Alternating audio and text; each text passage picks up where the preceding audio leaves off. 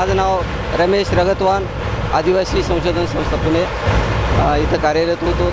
तेव्हा काम करताना महाराष्ट्रातील जेवढे आदिवासी आहेत त्यांचे विविध नाच होते, त्यांना प्रमोट करण्यासाठी त्यांना भारतभर फिरवायचं आम्ही ध्येय घातलं होतं। पुण्यातच पहिल्यांदाच असं घडलं का 11 गणेश मंडळांनी एकत्र येऊन त्यांची एकत्र मिरवणूक काढली आणि विविध भागातल्या आदिवासी कलापथकांना त्यांनी बोलवलं।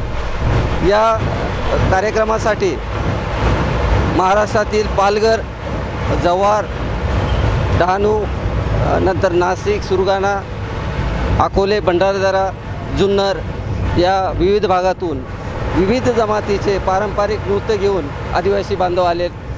या पुणे शहरात हे पहिल्यांदाच घडलं आहे का कुणीतरी असा सहभाग घेऊन आम्हाला मोठ्या कार्यक्रमात सहभागी करून घेतलं आणि भविष्यात भारताची एकात्मता राखण्यासाठी सर्व आदिवासींची विविध पथके या गणेश मंडळांनी बोलवावीत मी अशी विनंती करतो। आदिवासींची कला खूप महान आहे, परंतु शहरातल्या नागरी वस्तीतल्या लोकांना ती माहीत नाही। त्यांना व्यासपीठ देण्यासाठी आपल्या जगताप साहेबांनी पुढाकार घेऊन 11 मंडळांच्या याच्यामध्ये आम्हाला सहभागी करून घेतलं। त्याबद्दल सर्व आदिवासी बांधवांच्या वतीनं मी मंडळाचे आभार मानतो। जय हिंद, जय महाराष्ट्र। आजच्या या कार्यक्रमाला कुठले कुठले आदिवासी आले होते? आजच्या या कार्यक्रमाला भंडारदरा, अकोले इथून गांगडबाबा पथक, ढोलनाच हे आलेले आहेत। त्यानंतर पालघरमधून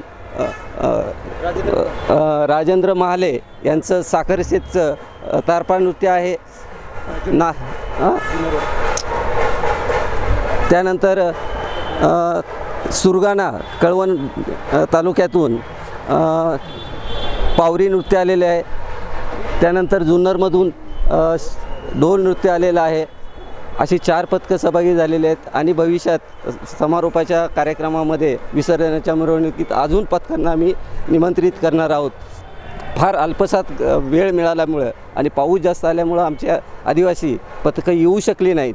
निमंत्रण आहे, नाचायचं आहे, पण खूप वेळ कमी आहे आणि या सर्व गडबडीत पुढच्या भागात आपण विसर्जनाच्या मिरवणुकीत सहभागी होऊन शहराच्या आदिवासींचं काय बेनिफिट होणार आहे, काय फायदा होणार आहे? हां, आदिवासींचं बेनिफिटसाठी आले नाही, ते संस्कृती जतन करण्यासाठी आलेले। आदिवासी महान संस्कृती, त्यांचे नृत्य कला कोणतेही हावभाव न करता त्यांची पारंपरिक कला दाखवण्यासाठी आलेले आहेत। आदिवासींना मोठा आवाज चालत नाही, त्यांचं नृत्यावर लक्ष आहे, वाद्यावर लक्ष आहे, त्यांची वेगळी वाद्य आहेत। आणि हे स्वतःसाठी नसतात, इतरांसाठी नाही, स्वतःला आनंद। हे सकाळपासून 7 वाजेपासून त्यांची तयारी आहे आणि हे रात्री 9 वाजेपर्यंत नाचतील। त्यामुळे हे पैसे कमवण्यासाठी येत नाही, बेनिफिटसाठी नाही, त्यांची कला संस्कृती पुढच्या पिढीला आणि जगाला कळण्यासाठी ते आलेत। एक मेसेज देण्यासाठी ते पुणे शहरात आलेत। थोडंसं वाजून